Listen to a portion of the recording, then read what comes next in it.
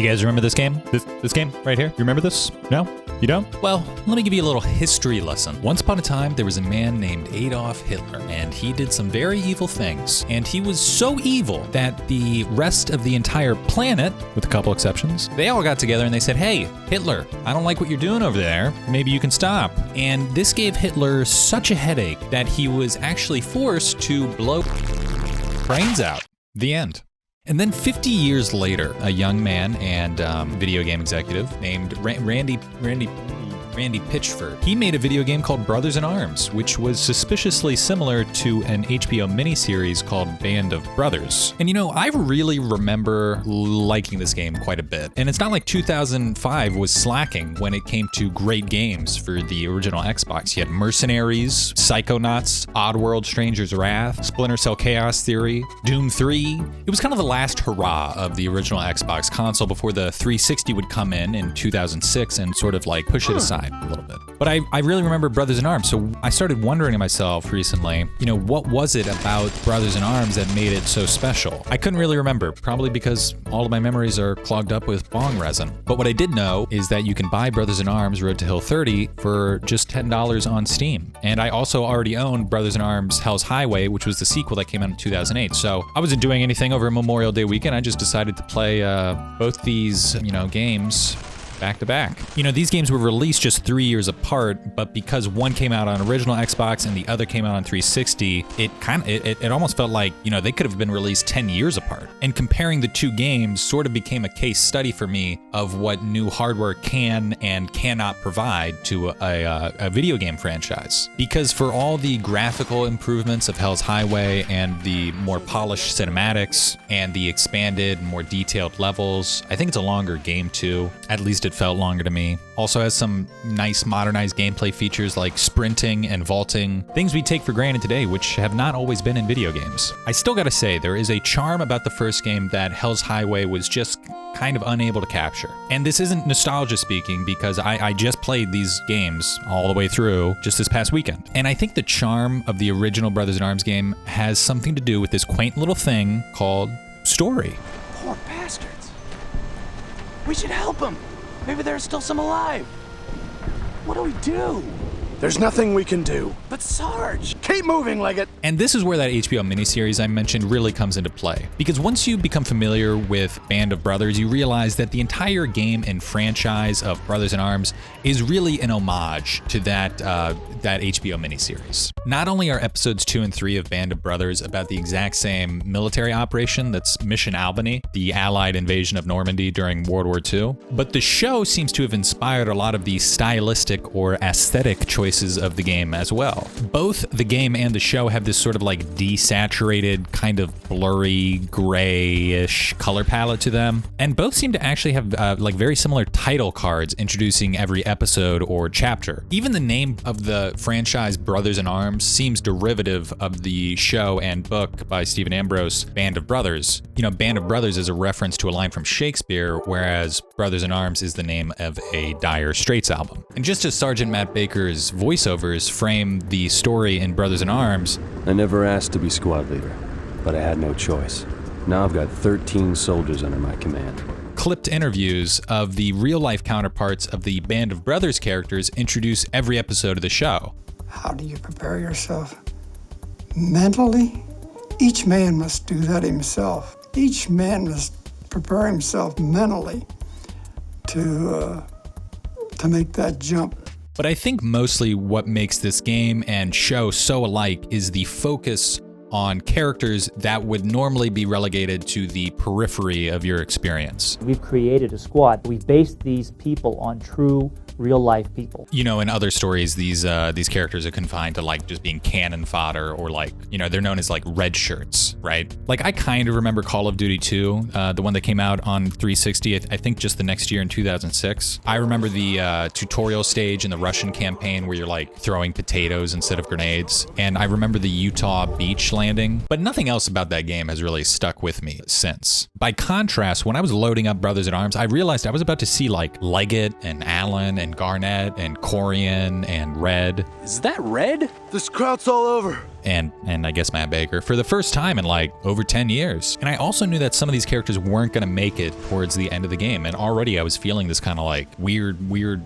sadness about it. And so once I started playing Road to Hill 30, it sort of like all started coming back to me, what it was that made this game so memorable. And I think what it is that Brothers in Arms perfectly marries its gameplay mechanics with the story that it's trying to tell. It's a first-person shooter that doesn't center around your ability to shoot at things. Instead, it takes this element from real-time strategy games where you are commanding your AI teammates so that you can suppress and flank the opposing force. And one of the ways it encourages you to do that is by almost totally negating your ability to shoot past like 10 meters. Now, okay, yeah, there have been other games where you lead around a squad of AI teammates, like the entire catalog of Rainbow Six comes to mind, or maybe even, an RPG game like Mass Effect. There was also this game on PS2 called Freedom Fighters back in the day. I don't know if that rings any bells for anybody. But Brothers in Arms implements squad commands in a way that is just as intuitive as shooting a gun. There's like this nice big bluish icon that comes up on the screen that gives you a little preview of where you're about to send your guys. And it's pretty simple too. The only commands you ever give are just like follow me, move to that place, and shoot those guys. The levels aren't laid out in like the typical way of a corridor shooter from 2005. Instead, they're a little bit more open.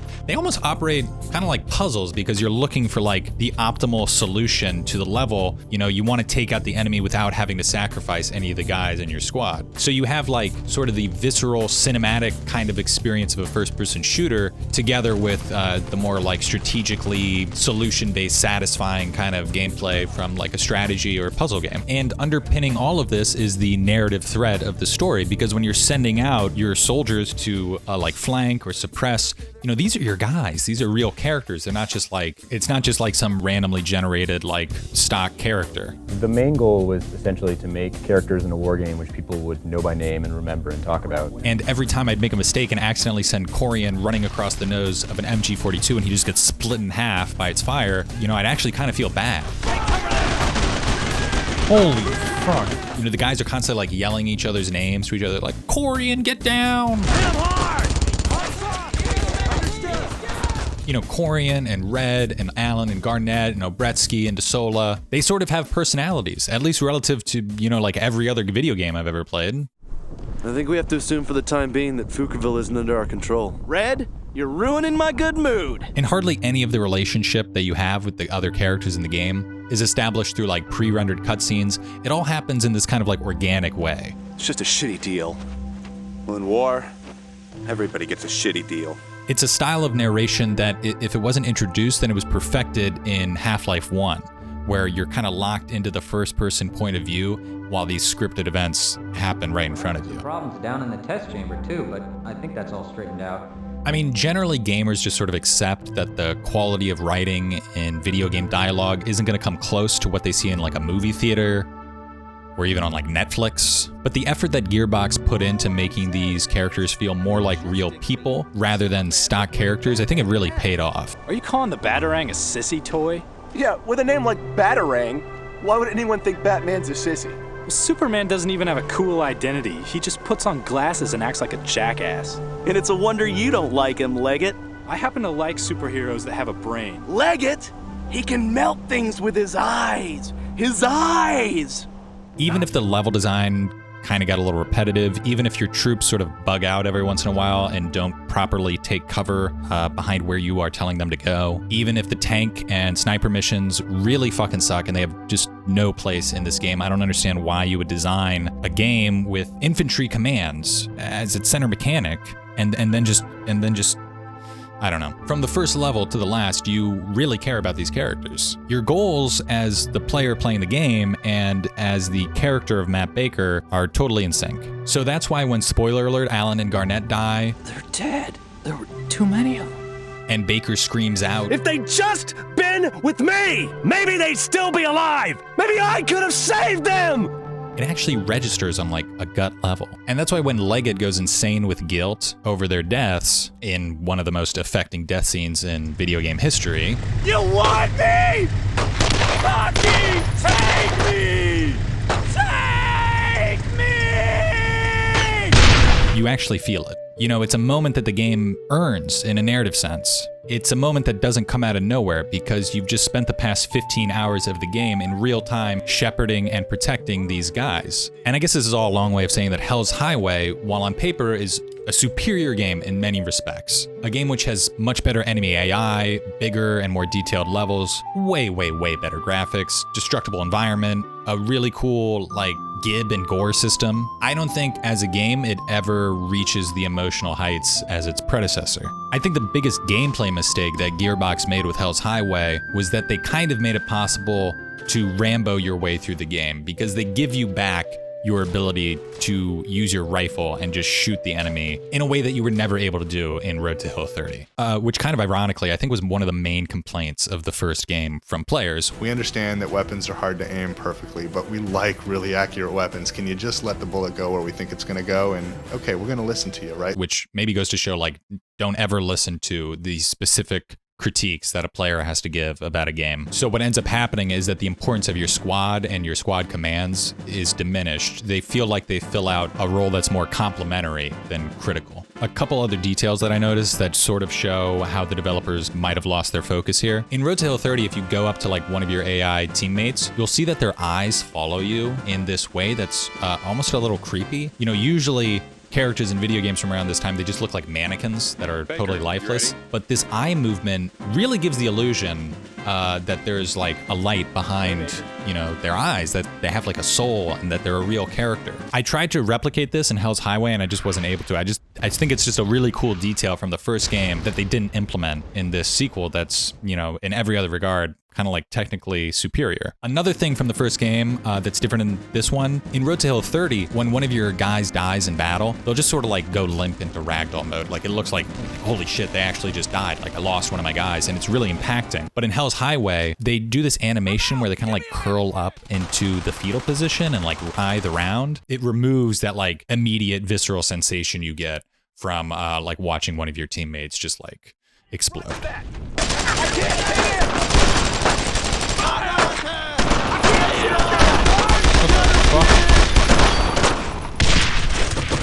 Oh. And those scripted moments from the first game where they locked you into a first-person perspective while this like event plays out in front of you, those have all been replaced by these like really cinematic style cutscenes that are like super glossy. They take you out of Baker's perspective. They are slicker, but they're done much more in the style of like a typical Hollywood style production or like a Michael Bay movie, which is to say like they're really shitty. All of that lighthearted banner from the first game that would just suddenly be punctured by like a mortar exploding next to you, or like just all this extreme violence, you know, popping out of nowhere. That's all been replaced by just like cutscene after cutscene of melodrama. You did good. Did she